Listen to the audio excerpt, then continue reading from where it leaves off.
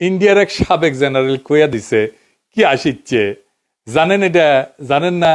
হিন্দি আপকে সমঝ আতা হ্যাঁ না? হিন্দি ফিল্ম দেখেন না?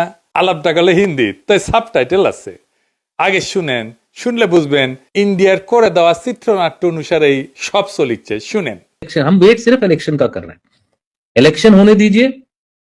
तारिक क्या नाम है उनका, जो बीएनपी के जो अभी प्रेसिडेंट तारिक रहमान जो है प्रेसिडेंट है आफ्टर हिज मदर एक्सपायर्ड, उनके जाने के बाद उन्होंने बोला है, एक नया नारा दे दिया। देखिए आते ही नारा भी बदल गया, न रावलपिंडी न हिंदुस्तान, केवल बांग्लादेश।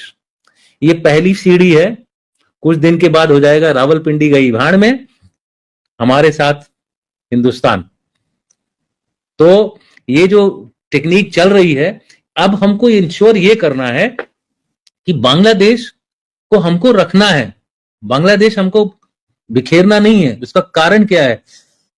जितने घुसपैठिए हमारे पास आए हैं, इनको कहीं ना कहीं तो भेजना पड़ेगा ना भाई।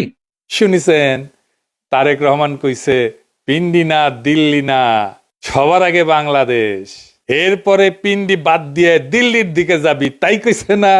এটাই হইতেছে প্ল্যান। তারেক রহমানের উপরে কি আস্থা ইন্ডিয়ানদের দেখিস।